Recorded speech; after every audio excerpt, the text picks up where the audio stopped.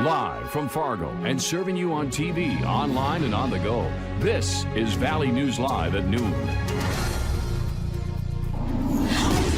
We start with new information about the man who shot at police and then into a popular downtown Fargo hotel lobby. Hi, everyone, and thank you for joining us. I'm Jordan Schreier. Fargo police say this guy right here, 54-year-old Henry Aiken of Fargo, is under arrest for aggravated reckless endangerment. They say he shot his revolver at police and then into the Radisson on 5th Street North before running into the lobby. That's where he was arrested at gunpoint. This situation prompted police to set up a perimeter covering multiple blocks around 4 this morning. An officer with the Fargo Police Department was readying his rifle during that time and accidentally fired it, hurting his own hand. That officer was taken to the hospital and is expected to be okay. Aiken is no stranger to run-ins with the law. He has a lengthy record including terrorizing, reckless endangerment, drug and firearm possession, and theft. A teacher at a Fargo elementary school is now on administrative leave after allegedly hitting a child with special needs. School officials say the incident happened on Tuesday, November 12th at Centennial Elementary School. The student was part of the Early Childhood Special Education program. According to Fargo Public Schools, an allegation was made that the teacher hit the student on the shoulder during an interaction. The teacher is now on paid administrative leave while a thorough investigation by Fargo Police and the Fargo Public Schools is completed. We'll have more on this developing story tonight on Valley News Live at 6. Taking that live look outside right now, kind of gray and overcast, and for some folks, it's still a bit foggy. For what we can expect in our Friday forecast, let's head on over to meteorologist Lisa Green. Yeah, especially in our western viewing areas where we've really been struggling with the fog. This is the latest view from one of our North Dakota DOT cams along Highway 11 in western Dickey County, and still very, very murky out there. A soupy start to the day, and that continues this afternoon. We're looking at a report of a quarter-mile visibility still in Carrington, and in Jamestown we're at 2 miles as well. In other places in the Southern Valley, especially southwest, we're looking at that lowered visibility thanks to that pesky fog that's just sticking around. And we do have that dense fog advisory in effect. It's been extended rather until 3 o'clock this afternoon for Foster, Stutzman, Lemoore, and Dickey counties and beyond if you're heading westward outside of the viewing area today. Here's a look at the latest cloud cover. You can see we are on the overcast side in eastern North Dakota. There are places, a lot of places in northwest Minnesota that are actually getting to enjoy a little bit of sunshine. Temperatures currently in the 20s to some 30s. It's 35 degrees in Fargo, and we'll see those numbers go up a couple more degrees here this afternoon. And we'll talk more about that and how long this warming trend will last coming up in your forecast in just a few minutes. All right. Thank you, Lisa. New at noon, 3 people, including a pregnant woman and a young child, are undergoing rabies vaccinations after being bitten by a rabid kitten. Authorities with the Minnesota Board of Animal Health say a kitten in Otter Tail County tested positive for rabies just a few days ago. The farmer says she saw the kitten get in a fight with a skunk in October and noticed the kitten had a cut on its leg. Animal health officials say wild skunks should always be considered dangerous, and you should keep all your pets up to date on their rabies vaccinations.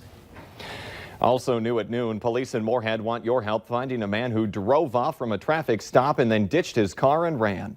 Police say it happened early yesterday morning around the 900 block of 37th Avenue South. While trying to find the suspect, police noticed footprints in the snow through random backyards. Police want people in that area to review their cameras or ring doorbells to see if they notice anything suspicious, and if you do, call police. Let's take a look now at this week's Valley's Most Wanted. Police say 30-year-old Jacob Hill is wanted for failure to register as a sex offender. His picture's up on your screen right now. Call your local law enforcement if you have any information about him. Police believe a medical emergency may have led to the crash that killed a semi-driver in Otter Tail County. State troopers say a man was driving in Fergus Falls last night when his rig ran off the road and slammed into a power pole. The victim was a 62-year-old from Wisconsin. It is day 2 of the public impeachment hearings, featuring a key witness who has already testified in private. As Susan McGinnis reports, the former ambassador to Ukraine is describing a smear campaign against her. Day 2 of public impeachment hearings features Marie Yovanovitch, former U.S. ambassador to Ukraine, abruptly removed from her post last spring, told the president had lost faith in her. No real reason was offered as to why I had to leave and why it was being done in such a manner. She was recalled without cause, Yovanovitch says, falsely painted as disloyal by the president's lawyer, Rudy Giuliani, who she says wanted her out of the way to conduct a shadow Ukraine policy at the urging of President Trump, who referred to her as bad news in the July call with President Zelensky, and someone who was going to go through some things, leaving her feeling threatened. I couldn't believe it. I mean, again, shocked, appalled, devastated that the President of the United States would talk about any ambassador like that to a foreign head of state. And it was me. I mean, I couldn't believe it. Republicans point out Yovanovitch wasn't even in her post in July when the president pressured Ukraine to announce investigations into Joe Biden and the 2016 election while withholding military aid.